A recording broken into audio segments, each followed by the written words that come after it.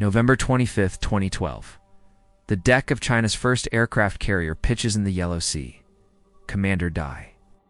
Ming Meng advances the throttles of his J-15 fighter, the twin Saturn AL-31 engine screaming as the jet hurtles toward the ski jump ramp. The carrier's deck crews crouch low, hands over ears, as 30 tons of metal and fuel accelerates past them. 3 seconds later, he's airborne, banking hard over the gray waters. The J-15's distinctive canards, shifting to maintain controlled flight. Below, on the Liaoning's deck, Chinese naval officers erupt in celebration. Senior commanders shake hands, their faces showing relief as much as joy. Years of work, billions of yuan invested, countless engineering challenges overcome, all validated in this single moment. This is it. China has joined the exclusive club of nations capable of carrier aviation, a club that had included only the United States, Russia, and France. But 3,000 miles away in Moscow, Russian defense officials watch the same footage with a very different emotion: betrayal. The images spreading across military channels and news networks show an aircraft that looks remarkably familiar to anyone who knows Soviet designs. The forward canards, the folding wings, the reinforced landing gear. The overall airframe configuration all bear unmistakable resemblance to Russia's Su-33 carrier fighter. This aircraft shouldn't exist. Russia never authorized its creation. Russian defense firms never sold China the technology. No licensing agreement was ever signed. No production rights were ever transferred. Yet here it was, decades of Soviet engineering expertise acquired through a Ukrainian fire sale and transformed into China's ticket to the Carrier Aviation Club. The J-15 Flying Shark would work? Barely. It would face operational problems Russian engineers predicted. It would crash, killing Chinese pilots. It would be produced in limited numbers due to technical issues. The price of its creation, measured in trust, lives, and diplomatic fallout, would reshape military technology trade for decades to come and fundamentally alter the relationship between two powers that claim to be strategic partners. If you find this analysis valuable, make sure to like this video and subscribe to the channel. Your support helps me continue bringing you in-depth coverage of military aviation and defense topics. This is the story of how China stole a fighter jet and why both nations are still paying for it. The year is 2001. The Soviet Union has been dead for nearly a decade. And across former Soviet territories, the vultures are circling. In a dimly lit hangar outside Crimea, Chinese engineers in civilian clothes walk slow circles around a hulking aircraft frame. The T-10K-3 prototype sits like a skeleton, wings folded, engine mounts empty, canards jutting forward like the horns of some mechanical beast. This isn't just any prototype. It's an early version of what would become the Su-33, Russia's premier carrier-based fighter. The aircraft that was supposed to give the Soviet Navy air superiority over the world's oceans. But the Soviet Navy is gone, and Ukraine is desperate for cash. A Ukrainian official quotes a price: approximately $20 million. The Chinese don't haggle. Within weeks, the prototype would be carefully dismantled, packed into shipping containers, transported thousands of miles to Shenyang Aircraft Corporation in northeastern China. Russian officials would later claim they knew nothing of the sale until photographs surfaced years later. Whether true or convenient fiction, the damage was done. To understand why this single airframe mattered so much, you need to understand what the Su-33 represented. Developed by Sukhoi during the late Soviet era, the Su-33 embodied decades of carrier aviation expertise that couldn't be found in any textbook or technical manual. Based on the legendary Su-27 flanker, arguably the most successful Russian fighter design ever, the naval variant wasn't just a fighter with a tailhook bolted on. It featured reinforced landing gear, capable of withstanding impacts that would shatter a normal aircraft's structure. Engineers had calculated forces, tested materials, and refined designs through countless iterations. The folding wings saved precious deck space on crowded carriers, requiring complex hinge mechanisms that could lock rigid under combat GI forces, yet fold smoothly for storage. The canards provided the low-speed handling essential for carrier approaches, where fighters must maintain control at speeds that would stall conventional designs. The airframe was strengthened throughout 4 catapult launches and arrested landing systems, that subject aircraft to stresses far beyond normal flight operations. Every structural member was reinforced, every connection point strengthened. It's required thousands of hours of testing to perfect, billions of rubles invested over decades of development. This wasn't technology you could replicate from photographs or technical manuals. Or so Russia thought. China's interest in carrier aviation ran deep, born from strategic necessity rather than mere ambition. Since the early 1990s, Chinese naval planners understood a brutal truth: without aircraft carriers, China would remain a coastal power, able to defend its shores but unable to project force across the Pacific. With carriers, China could challenge American naval dominance in its own backyard. But carriers are useless without capable fighters. The challenges of carrier aviation go far beyond simply landing on a short runway. Landing a 30-ton fighter on a moving deck in rough seas demands precision flying under conditions that would ground conventional aircraft. Then launching it again with a full weapons load requires engines, structures, and systems purpose-built for the mission. Throughout the 1990s, China had purchased Su-27 fighters from Russia, eventually securing a license to produce them domestically as the J-11. This gave Chinese engineers deep familiarity with the basic flanker design. But carrier-based aviation presented unique challenges that land-based experience couldn't overcome. China approached Russia about purchasing Su-33s in the late 1990s. The negotiations, according to Russian sources, stalled over two issues: pricing and minimum order quantities. Russia wanted China to commit to purchasing at least 50 aircraft, enough to justify setting up production lines and training programs. China reportedly wanted to purchase just 2 to 4 aircraft for evaluation purposes. Russian officials, having watched China reverse engineer other weapon systems, suspected China's true intentions. They were right to be suspicious. When negotiations stalled, China pursued an alternative path. Ukraine, struggling economically after the Soviet collapse, possessed numerous Soviet-era military assets. Among them was the T-10K3, an early Su-33 prototype that had never been completed. It lacked engines, full avionics, and many other systems. But the airframe itself, the product of decades of Soviet carrier aviation research, was intact. The acquisition wasn't technically illegal. Ukraine owned the asset. International sanctions didn't prevent the sale. No laws were broken, but it violated something more important than law: it violated trust. Russia had sold China advanced weaponry under a clear assumption. Russia was the supplier, China was the customer. This relationship generated revenue for Russian defense firms while giving China access to advanced military technology. Both sides benefited. The prototype purchase signaled something different and deeply troubling. China intended to become a competitor, not just a consumer. When photographs emerged in 2005 showing Chinese engineers from Shenyang Aircraft Corporation standing in front of the T-10K3, now, clearly in China, Russia's worst fears were confirmed. The aircraft bore fresh Chinese markings. Engineers were taking measurements, examining structures, documenting every detail. In Moscow, defense officials realized they were watching the birth of a Chinese carrier aviation program built on unauthorized Soviet technology. And there was very little they could do about it. What followed was a masterclass in technological acquisition. Chinese engineers didn't just study the T-10K3, they dissected it with surgical precision. Every component was measured to the millimeter. Every structural element was analyzed using advanced materials testing. Every weld, every rivet, every composite panel was documented. The reinforced landing gear revealed decades of Soviet research into materials and stress analysis.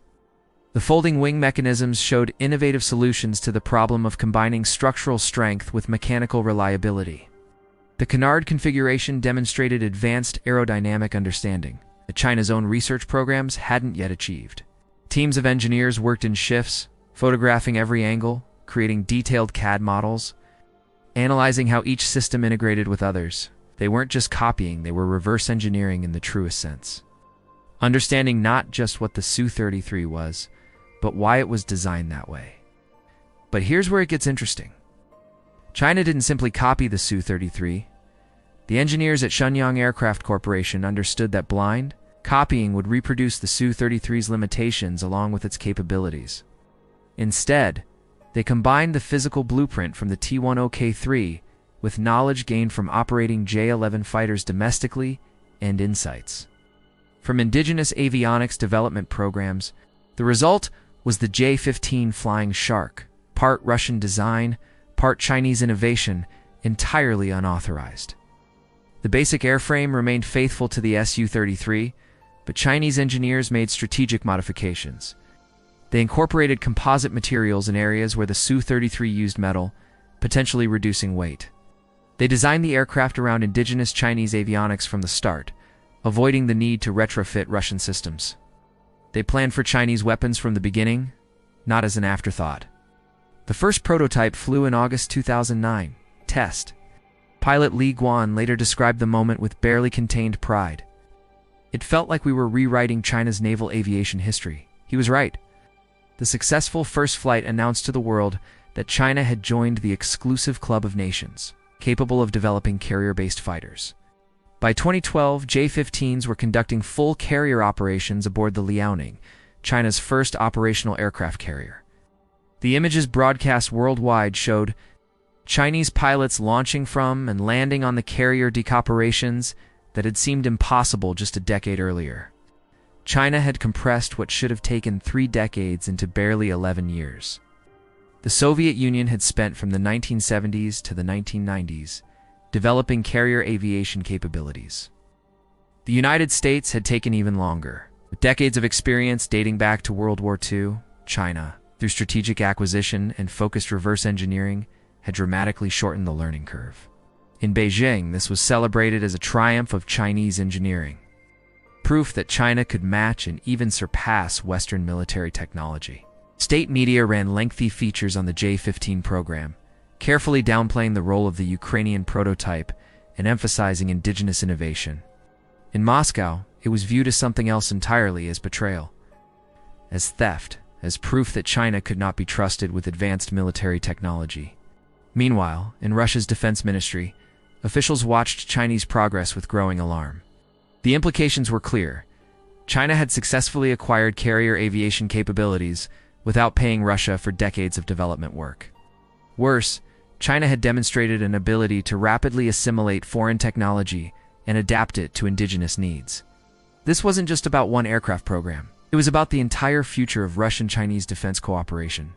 In 2009, Anatoly Isakin, Director General of Rosaboron Export, Russia's state arms export monopoly, went public with Russia's anger. Standing before international defense journalists at a Moscow forum, Isakin made Russia's position crystal clear. "We will investigate the J-11B as a Chinese copy of the Su-27, Isakin announced, his tone diplomatic, but his message unmistakable. He didn't need to mention the J-15 specifically. Everyone in the room understood the broader implications. Rosaboron Export, carrying the full weight of Russian state authority, announced it was negotiating with China regarding ongoing production of weapons that Russia considers unlicensed copies. These weren't private discussions between defense contractors. These were official statements from Russia's government-controlled arms export monopoly, essentially accusing China of intellectual property theft in the most public forum possible. The message was clear. Russia knew exactly what China was doing, and it wasn't pleased. But here's the cruel irony that would shape everything that followed. What could Russia actually do about it? Crane, not Russia, had sold the prototype. This created legal ambiguity about who actually held rights to the design. Was it Russia, as the successor state to the Soviet Union? Was it Ukraine, which physically possessed and sold the asset? The legal questions were complex, and international law provided no clear answers. International intellectual property law regarding military technology is notoriously weak. Nations generally refuse to subject defense capabilities to foreign legal jurisdiction. No country wants international courts dictating what weapons they can or cannot develop. China wasn't a signatory to many intellectual property agreements covering military technology. Not even if it were, enforcement would be practically impossible. Most significantly, Russia needed to maintain working relations with China for broader strategic reasons. By the early 2010s, China had become one of Russia's most important strategic partners. The two nations cooperated on energy deals worth billions, coordinated votes in the United Nations Security Council, and presented a united front in balancing American influence in international affairs. Russia faced a brutal choice: protect Su-33 patents, or protect the strategic partnership with China. In the calculus of great power politics, the partnership won. The phrase "we never authorized this" appeared in various forms across Russian official statements, a consistent message that China's J-15 program violated the principles of legitimate defense cooperation. Russian officials raised concerns in bilateral discussions, referenced the case in international trade negotiations, and highlighted how China's actions undermine legitimate technology partnerships.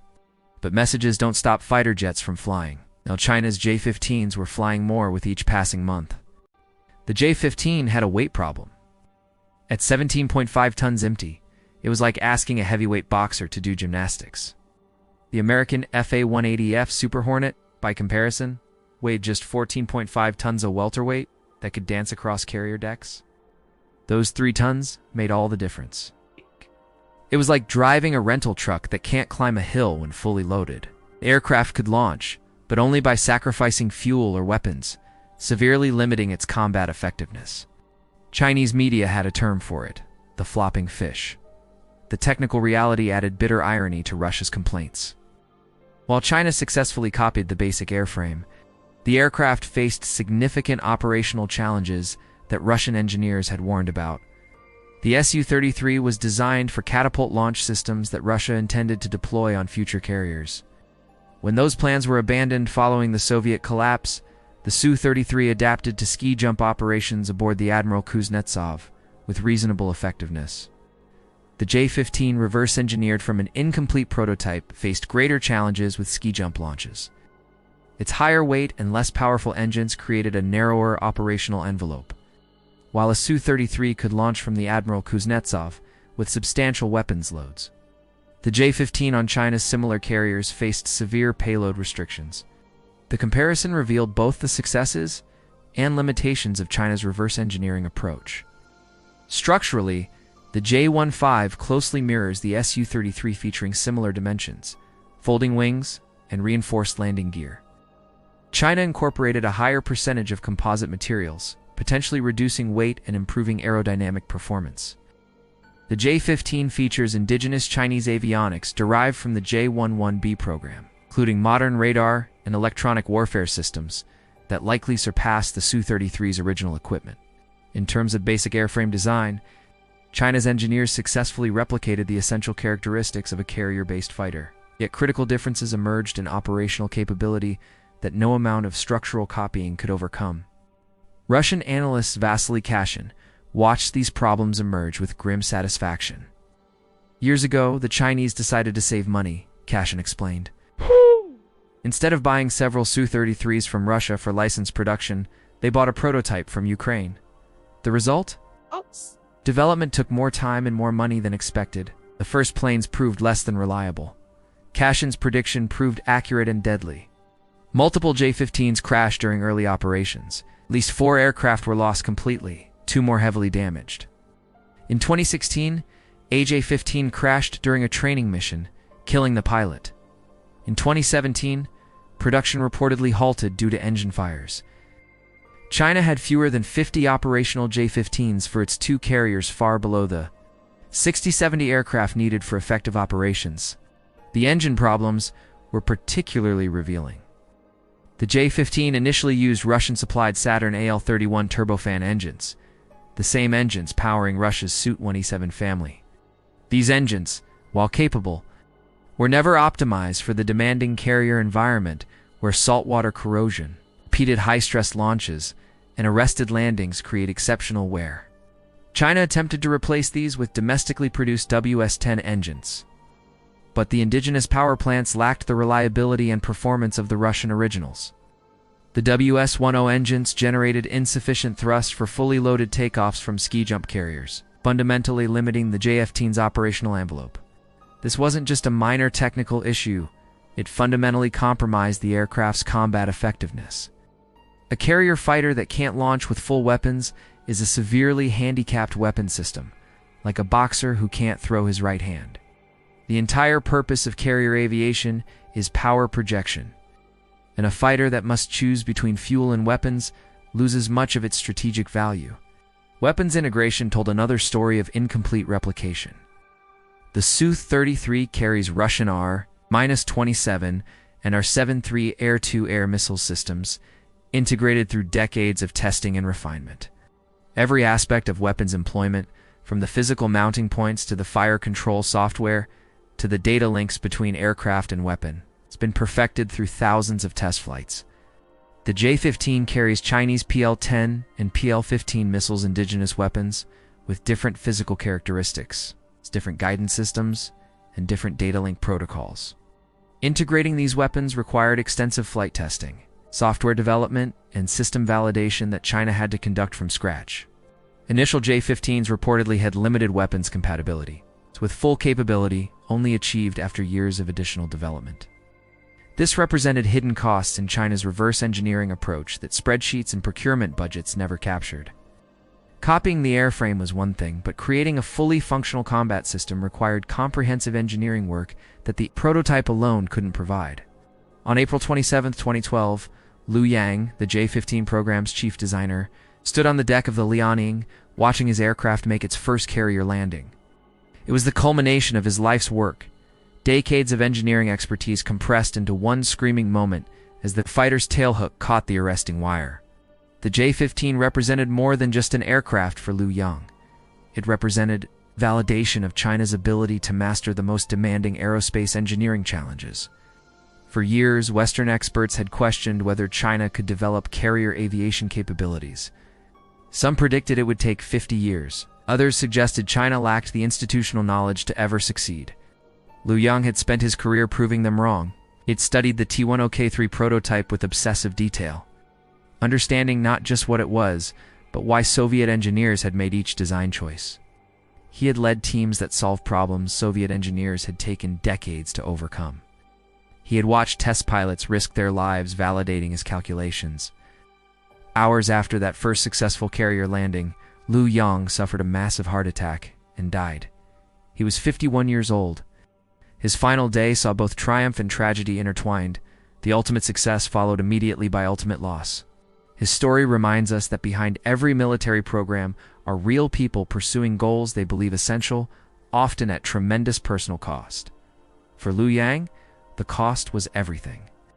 His widow later said he had worked himself to exhaustion. Driven by devotion to the program and belief that China needed carrier aviation capability to secure its future, the Chinese government declared Liu Yang a national hero. His name is inscribed on memorials honoring those who contributed to China's military modernization.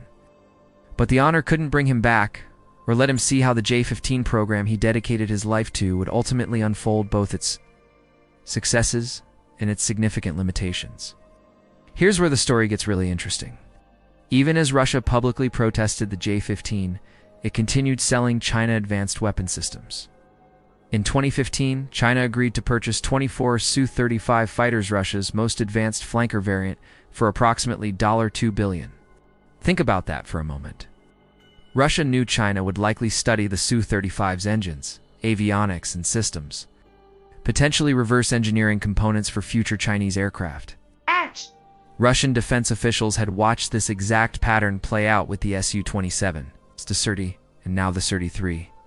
They knew the Su-35 would likely suffer the same fate. Yet Russia proceeded with the sale because it needed the revenue. Russia couldn't afford to lose China as a customer. Defense exports represented a crucial source of hard currency for Russia's struggling economy. After the Soviet collapse, Russian military procurement had cratered, leaving defense firms dependent on exports for survival. China, despite its reverse engineering, remained one of Russia's largest military customers. Principles about intellectual property protection were important, but not important enough to sacrifice billions in sales. Russia found itself trapped. Sell to China and watch technology leak. Or don't sell and watch defense firms collapse from lack of orders. This created a paradox that defined the relationship. Russia publicly protested Chinese reverse engineering while simultaneously providing China with new technology to reverse engineer. The case exposed fundamental tensions in international defense trade that extend far beyond Russia and China. Seller nations want to export weapons to generate revenue and maintain defense industrial capacity. Without export sales, production lines close, skilled workers leave the industry, and technological expertise erodes. Buyer nations want to acquire technology to strengthen their military capabilities and reduce foreign dependence. No country wants to remain dependent on foreign suppliers for critical military systems. These interests align perfectly when buyers simply operate imported weapons, as is, maintaining them through official support channels and purchasing upgrades from original manufacturers. They diverge sharply when buyers seek to replicate and eventually compete with the technology they've purchased. Russia learned this lesson painfully, watching a customer transform into a competitor in multiple weapons categories. The J-11 competed with Su-27 exports. Chinese air defense systems competed with Russian S-300 variants. Chinese anti-ship missiles competed with Russian designs.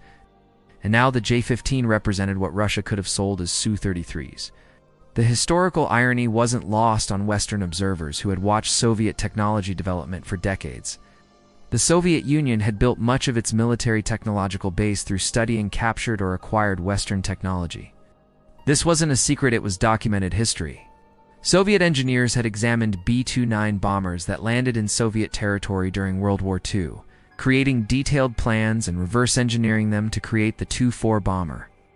The resemblance wasn't coincidental, it was intentional copying.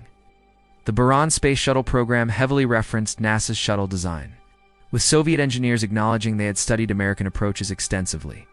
Soviet air defense systems incorporated technology studied from Western equipment, sometimes captured, sometimes acquired through espionage.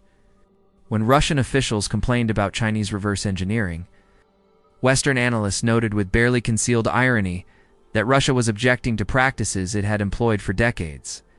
The difference, Russian officials might argue, was context. Soviet actions occurred during wartime or Cold War competition, when all parties understood they were adversaries. China's activities violated peacetime commercial relationships built on mutual benefit. This distinction probably seemed more meaningful in Moscow than in Beijing. From China's perspective, great powers have always acquired technology however they could, and China was simply following historical precedents set by others, including Russia itself. But the J-15 story isn't just about Russia and China. The aircraft's development sent shockwaves through strategic calculations across the Pacific and beyond. American defense officials watched Chinese carrier development with intense interest mixed with concern. The Pentagon's annual reports on Chinese military modernization devoted increasing space to carrier aviation. Intelligence analysts studied each J-15 carrier landing, each training exercise, each deployment. The J-15, despite its well-documented limitations, represented a significant step in China's naval modernization. Carrier landing. Each successful mission demonstrated growing Chinese capabilities that would eventually challenge American naval dominance in the Western Pacific. For 70 years, the United States Navy had operated with unquestioned supremacy in the Pacific. Chinese carriers threatened that supremacy. American carriers equipped with FA-18EF Super Hornets remained superior in most performance parameters. The Super Hornet was lighter, more reliable, and benefited from decades of operational refinement. More significantly, American naval aviation benefited from integrated logistics, experienced maintenance crews, sophisticated training programs, and combat-tested tactics that China couldn't quickly replicate. A carrier isn't just a ship with fighters on it, it's an entire ecosystem of systems, procedures, and expertise built over generations. China had the ship and the fighters, but building the ecosystem would take much longer. But the strategic signal was clear. China was serious about becoming a blue-water naval power. The J-15 might be imperfect, but it represented commitment. China was investing billions in carrier aviation, accepting setbacks as part of a long-term strategy to challenge American power in its own region. In Tokyo and Seoul, regional planners viewed Chinese carrier development with alarm that American confidence didn't share.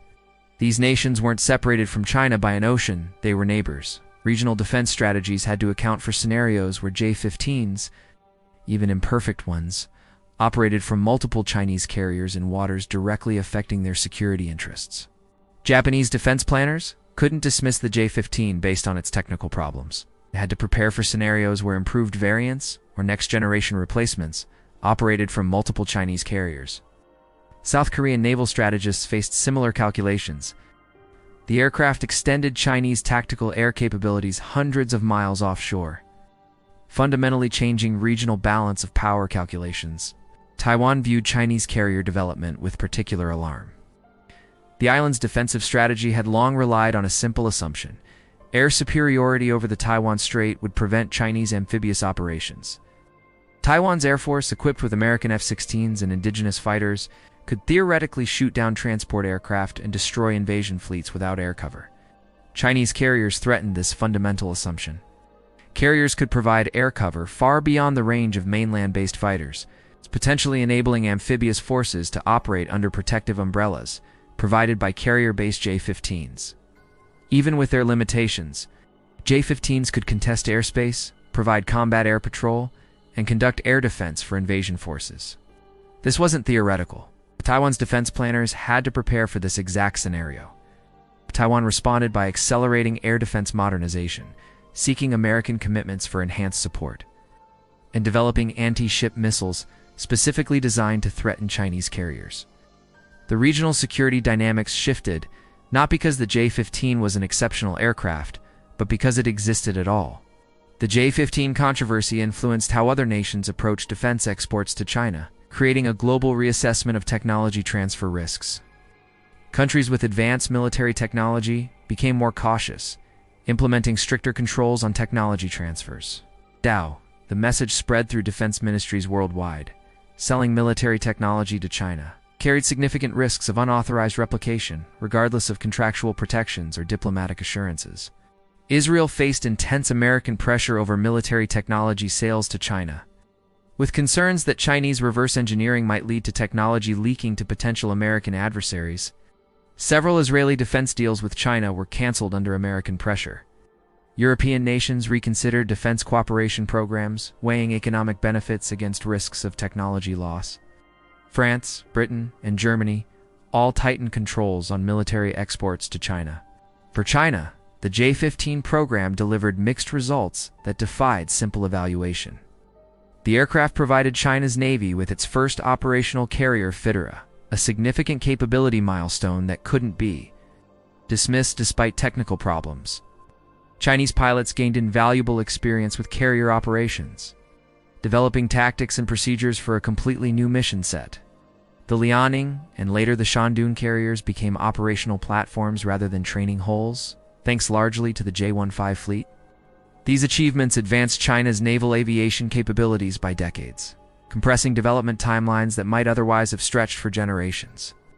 From nothing to operational carrier aviation in 15 years represented remarkable progress by any measure. Yet the J-15's limitations became increasingly apparent with operational experience.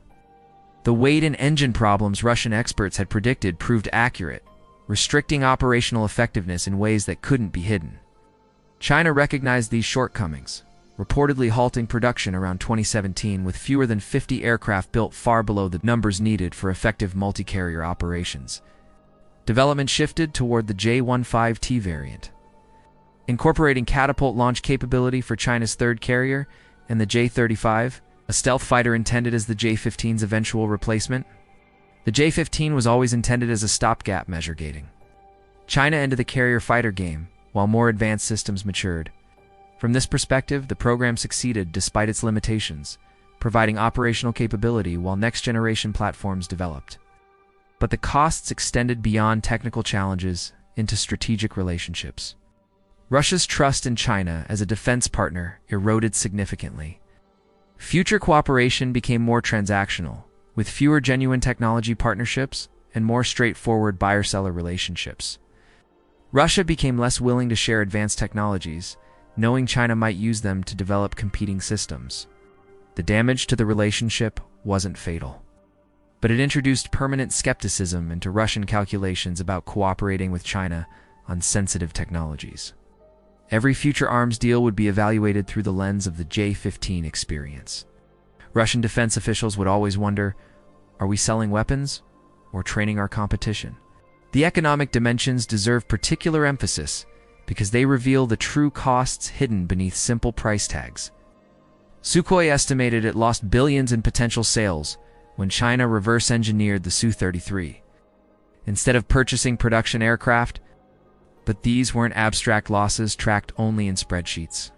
They represented jobs for Russian engineers who had spent careers developing carrier aviation expertise. They meant lost opportunities for Russian workers in manufacturing facilities already struggling after the Soviet collapse. They signified reduced revenue for modernizing Sukhoi's facilities and developing next-generation systems. Every lost sale rippled through Russia's defense industrial base, weakening a sector that Russia desperately needed to maintain technological competitiveness. Russia's defense industry had struggled economically throughout the post-Soviet period. Unlike American or European defense firms that could rely on massive domestic military budgets, Russian companies depended heavily on exports for survival. The Russian military's own procurement had collapsed in the 1990s and remained limited even after recovery began. Export sales weren't just profitable extras, they were essential for keeping production lines running and skilled workers employed. For China, the economic calculation differed dramatically, revealing a cold rationality that prioritized results over relationships. Purchasing 50 Su-33s at approximately $50 million each would have cost $2.5 billion. Not including training, technical support, spare parts, and future upgrades. The total program costs might have reached $3 minus $4 billion over a decade. The T-10K3 prototype reportedly cost a fraction of that amount, possibly as little as $20 million. Though some sources suggest Ukraine charged more. Even being generous and assuming $100 million for the prototype, shipping, and initial analysis, China saved enormously. Development costs, testing expenses, and solving technical problems certainly added to China's expenditure. But even accounting for these costs, generously perhaps another, $1 to $2 billion China likely spent less through reverse engineering than through legitimate purchases. From a purely economic perspective, China's approach made ruthless sense, saving billions that could be invested in other military programs. But economics tells only part of the story. When you factor in the crashes that destroyed aircraft, the pilot deaths that ended careers and devastated families, the production problems that limited fleet size, the diplomatic damage that complicated future cooperation, and the operational limitations that handicapped the aircraft's effectiveness, China's savings become much less clear. A legitimate purchase might have provided better aircraft that could actually launch with full weapons loads. It would have included Russian technical support to solve problems quickly. It would have maintained stronger relations with Russia, potentially easing access to other technologies. It might have justified the higher upfront cost through better long-term outcomes. China's calculation prioritized independence over efficiency, accepting higher total costs and greater risks to avoid dependency on Russian support. This reflected a strategic logic that valued autonomy more than optimization. For Chinese leaders, the ability to develop carrier aviation independently, even if more expensive and problematic than purchasing Russian aircraft, was worth the price. The story's conclusion remains uncertain, unfolding even now across carrier decks and diplomatic meetings. The J-15 continues operating from Chinese carriers. Its limitations acknowledged by Chinese naval planners, but its role essential until replacements enter service. Russia and China maintain their strategic partnership despite unresolved tensions over technology transfer, each needing the other too much to allow disputes to escalate into open conflict. The Su-33 flies less frequently as Russia's carrier aviation capabilities decline. With the Admiral Kuznetsov spending more time in repairs than at sea, Russia announced development of a new carrier-based fighter to replace the aging Su-33, but provided few details about the program's progress or funding. New controversies emerge as China develops additional military systems incorporating foreign technology. The cycle continues, each incident following patterns established by the J-15 case. Nothing fundamental has changed in how nations approach military technology development and transfer, suggesting similar controversies will occur in the future, as certainly as carriers will launch aircraft. What strikes me most about this entire saga is the fundamental contradiction at its heart. Nations need defense industries to maintain security and power projection capabilities. These industries require revenue from both domestic and export sales to remain viable, particularly for nations like Russia, where domestic procurement can't sustain the industrial base alone. Yet every export creates risk that technology will be copied, potentially creating future competitors who undercut original manufacturers in global markets. Russia sells to China to keep Sukhoi factories running. China reverse engineers those weapons to build independent capabilities. Russian companies lose future sales to Chinese competitors. The cycle feeds on itself. The dilemma has no perfect solution, no policy that satisfies all parties. Russia chose to export military technology, accepting some risk to maintain revenue streams essential for industrial survival. China chose to reverse engineer that technology, accepting diplomatic costs to achieve strategic goals of military independence. Both decisions were rational from narrow perspectives, yet they created tensions that persist today, poisoning what might otherwise be closer cooperation. This contradiction defines modern defense trade, making controversies like the J-15 case inevitable rather than exceptional. As long as nations need military capabilities, industries need revenue, and technology remains stealable. We'll see this pattern repeat. The T-10K3 prototype that started this whole saga sits now in a Chinese museum. A trophy of technological ambition displayed for visitors who may not fully understand its significance. The J-15s it spawned still fly from Chinese carriers, their pilots knowing they're operating aircraft born from geopolitical opportunism rather than indigenous innovation. And in Moscow, Russian officials still watch Chinese carrier operations with a mixture of admiration for the achievement and resentment over the methods. The final tally reveals costs on all sides. China saved perhaps $2 billion in procurement costs, but paid in crashes that destroyed aircraft.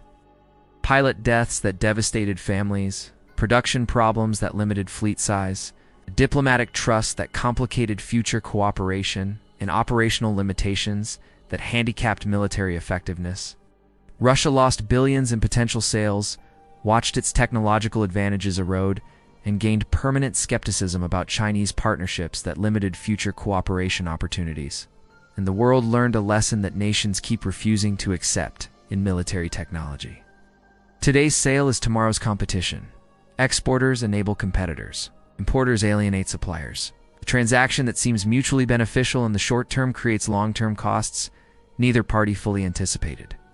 The final irony is that both nations might have been better served by genuine cooperation built on mutual respect rather than mutual exploitation.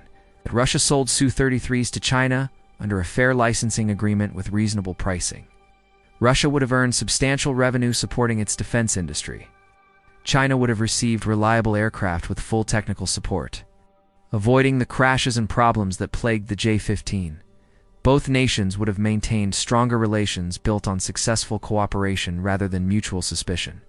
The actual outcome left Russia with lost sales, damaged trust, and fears that every future sale enables a competitor.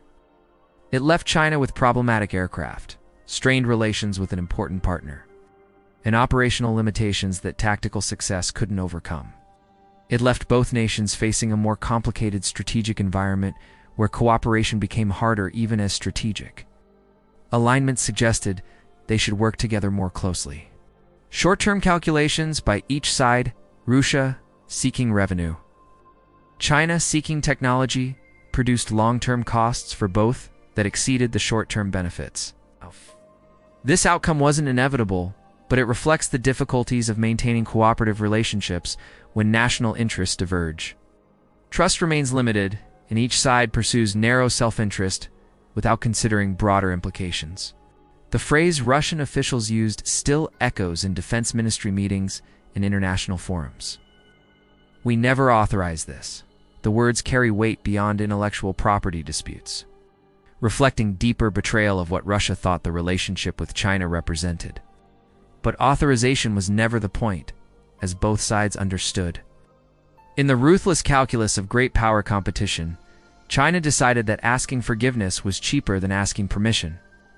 They were right about the immediate cost, $20 million for a prototype versus $2.5 billion for legitimate purchases. But the bill for that decision, measured in trust, lives, strategic stability, and future cooperation, is still coming due, with payments stretching across decades.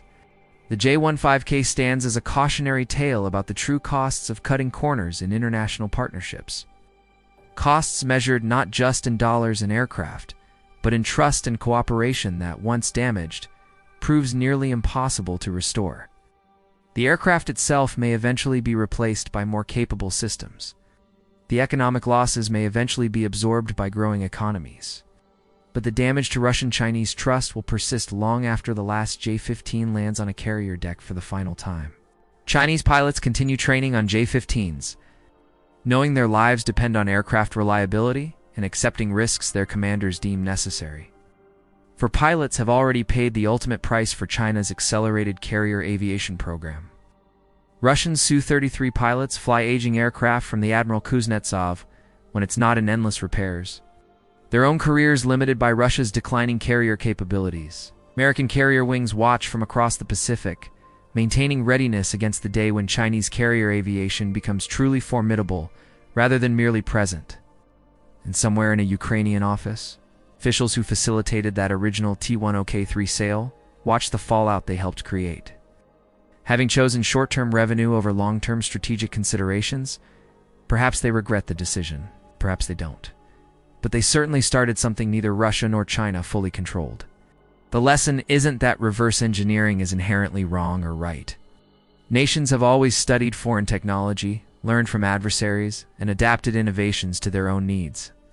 The lesson is that in great power competition, every shortcut has a price. Every betrayal has consequences, and trust, once broken, becomes the scarcest commodity of all. If you found this deep dive valuable, make sure to subscribe. Because in the world of military aviation and defense technology, only stories like the J-15 aren't exceptions, they're the rule. Understanding them is essential to understanding the future of great power competition in the 21st century, where technology transfers shape strategic relationships and today's cooperation enables tomorrow's competition.